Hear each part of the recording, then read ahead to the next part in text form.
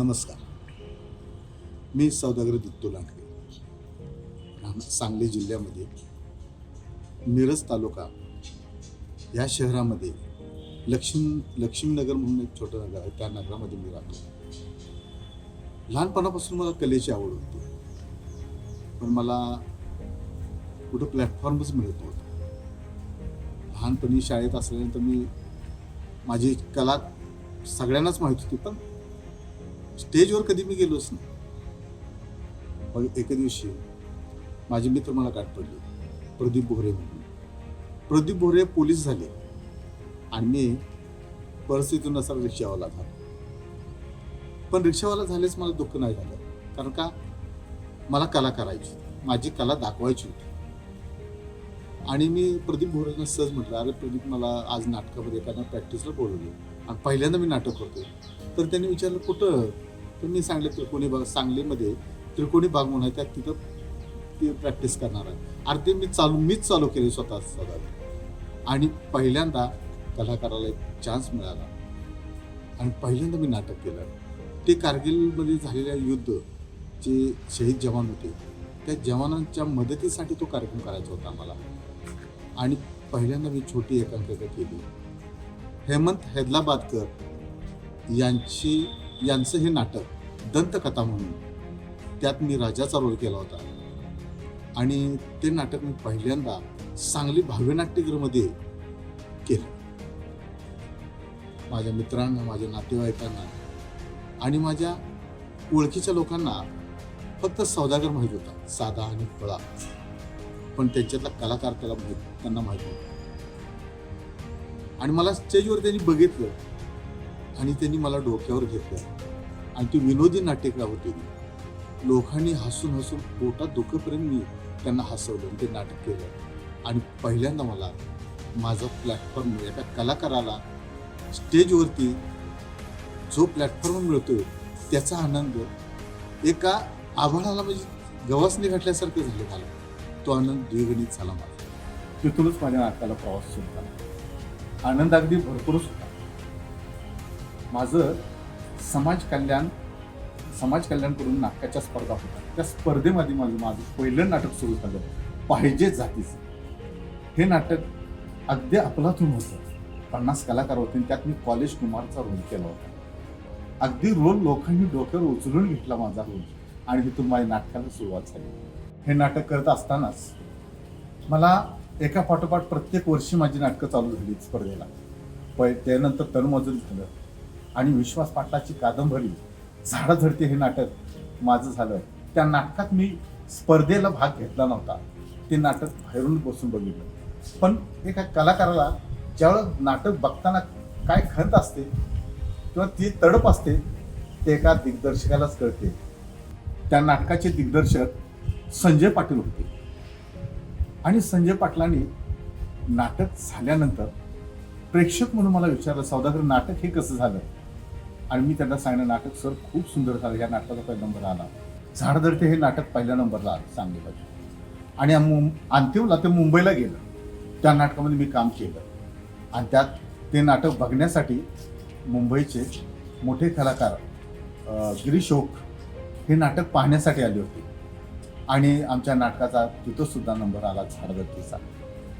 त्याच्यानंतर माझं दुसरं नाटक झालं वडाची वाडी म्हणून. वडाची वाडी नाटक बघण्यासाठी सतीश तारे आले. आणि तो सांगलीमध्ये भव्यला प्रयोग झाला. त्याचा सुद्धा सांगलीमध्ये पहिला नंबर आला. आणि परत इथून पुढे नाटकाची माझी सुरुवात सुरू होत चालू झाली. वडाची वाडी नाटक माझं झालं, त्यात मी कडक लक्ष्मीचा रोल केला आणि ते पण नाटक पहिल्या नंबरला आलं. त्याच्यानंतर माझं सरहद नाटक झालं. त्या सरहद नाटकामध्ये मी बॉर्डरच्या शिपायाचा रोल केला. त्याच्यानंतर माझं परत लगेच नाटक झालं तर नेताजी भुईर लेखक यांचं नाटक होईल तर दणक्यात हे नाटक केलं. आणि त्यात मी 3-4 रोल केले. परत त्याच्यानंतर माझं नाटक झालं फाटका आबाळ. फाटक्या आबाळामध्ये पोतराजाचा रोल केला. त्यानंतर मी सरहद नाटक केलं आणि सरहद नाटकामध्ये मी कडक लक्ष्मीचा रोल केला होता.